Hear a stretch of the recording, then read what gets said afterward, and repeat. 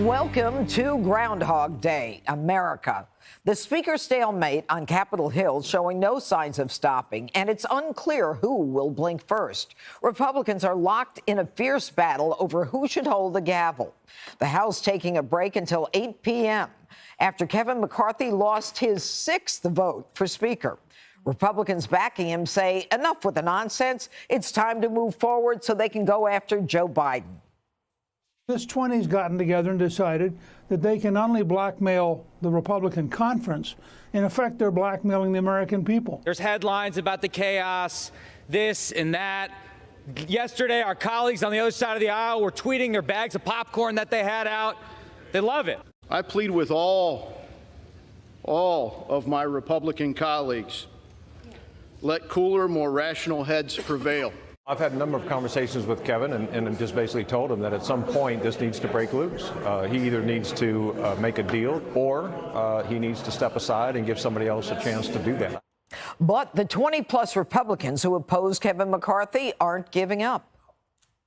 I think the path is very difficult right now for Kevin. At the core of this is, yes, we were successful in taking back the majority, but we still have to deal with the realities of governing here in Washington. And a one-day delay or a two-day delay, even a three-day delay, does not stop us from being able to do the things that we were elected to do. And the Democrats smell an opportunity. AOC thinks the Republican infighting could potentially open the door for her party to gain some extra power. Is there anyone in their caucus that can build that consensus? If there isn't, McCarthy's team may have to come to the Democratic Party. And if that's the case, then what would that even look like? Could we get Democratic chairs of committees as a result? If he chooses to approach the Democratic caucus, then that would be a negotiation in and of itself for potential coalition government.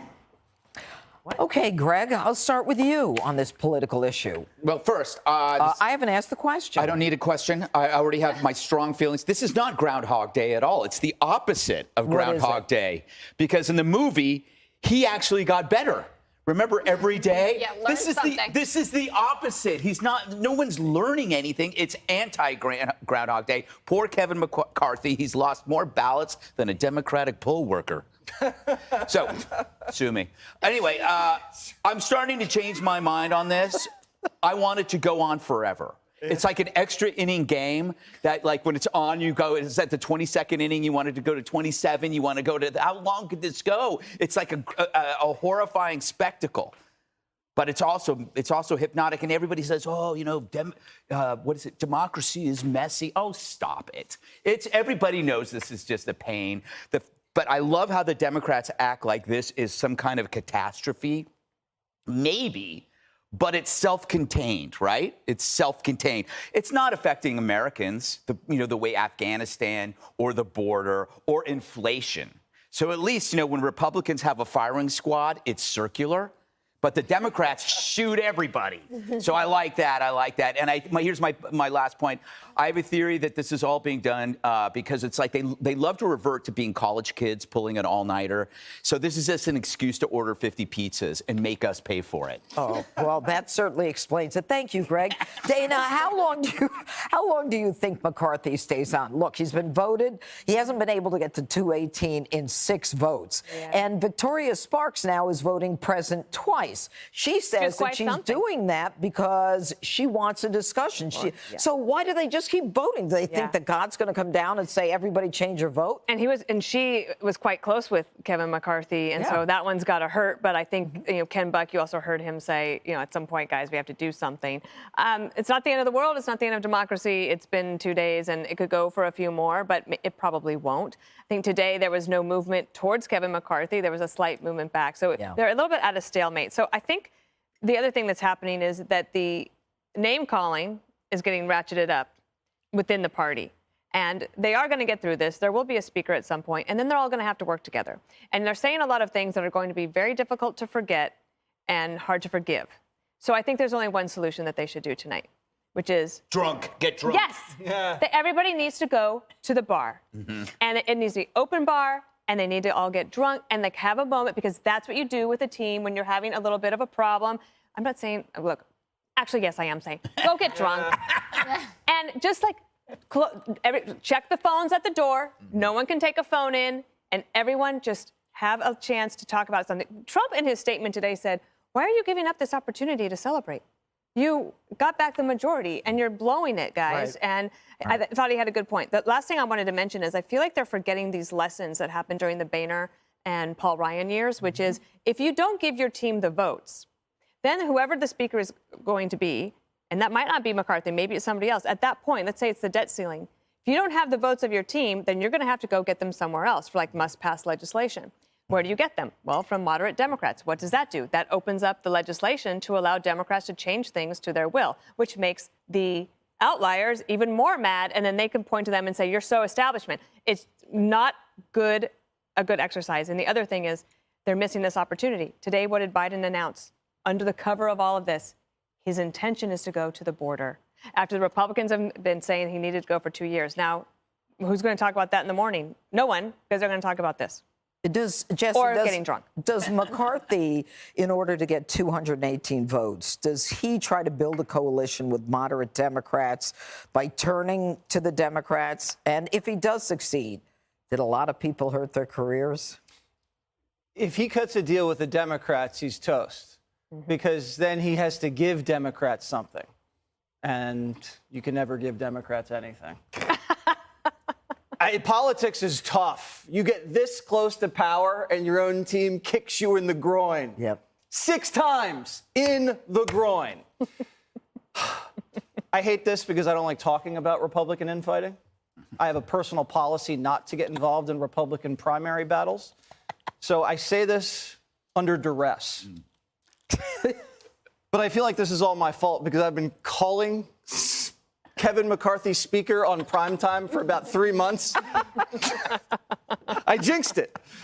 I don't know if he's dead yet, but he's close, because I've never seen a situation where someone takes someone hostage and their main demand is, "I want the hostage dead." Yeah. So the hostage has to commit suicide. Yep. It doesn't really serve the I don't know how, constituency. if he survived, is someone else going to go? Some of me thinks this is personal, like Gates doesn't like him because he didn't back him when the Department of Justice hung that case over his head. Right. But then I listened to Chip Roy on Laura Ingraham last night, and Chip Roy said, this is what they don't want. They don't want every Christmas week to the Senate shove trillions of dollars of spending down their throats and say you have 24 hours to vote yes on this or Christmas is over. Yeah. And so they want to be on the Rules Committee. So does he have to give these guys the Rules Committee, give the Freedoms the Rules Committee? Is that... What more do they want? I feel like he could give the Freedoms everything, and they want his scalp instead. So I don't know. And Greg nailed it yesterday. I'm with Greg on this. Wake me up when they land the plane. Yeah. I don't care if it crashes. I don't care if it lands. Wake me up when something happens. When they're ready to do something. The founders were smart, though. He's like, you guys sit in the room together. We're going to lock the door. You're not coming out until you guys decide. But I don't feel like I have to be in the smoke-filled room. Why do I have to feel like I'm in the room? And think about it, back then, they really smelled bad. Right. Now I'm getting the stink on me. Yes. Okay. You know what? There's a tweet by Cori Bush. I want you to take a look at it, Jessica. Two African Americans were suggested for Speaker. On the Democrat side, Hakeem Jeffries, Republican Byron Donalds. And of course, Cori Bush comes out and she says it's not a historic candidate. Byron is not a historic candidate for Speaker. He's a prop. Despite being black, he supports a policy agenda intent on upholding and perpetuating white supremacy. What do you think of that? Not very nice. I have talked a lot about people supporting policies that I do not think is in their best interest, whether it's women, people of color, other traditionally disadvantaged groups. Obviously, that doesn't help. And Cori Bush, I think, has really supplanted AOC as the biggest thorn in the Democrat side in all of this. AOC has really gotten in line. You notice even how she conducts herself in interviews, the people that she talks to. I mean, I've seen from the coverage of what's going on the floor, she's talking to more Republicans than almost any other Democratic member of the House, right?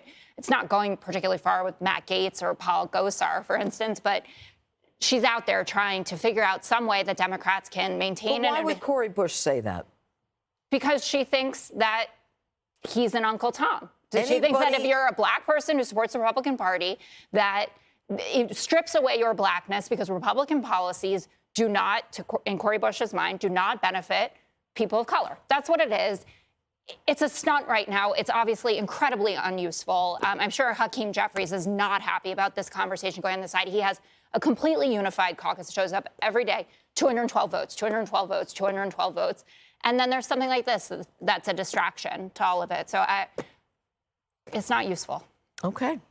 All right. Hi, everyone. I'm Brian Kilmeade. I want you to do me a favor. I want you to click to subscribe to the Fox News YouTube page. This is the only way that I know for sure that you're not going to miss any great commentary, any great news bites, any great interviews coming your way on Fox. You can get it all here on YouTube. So subscribe right now.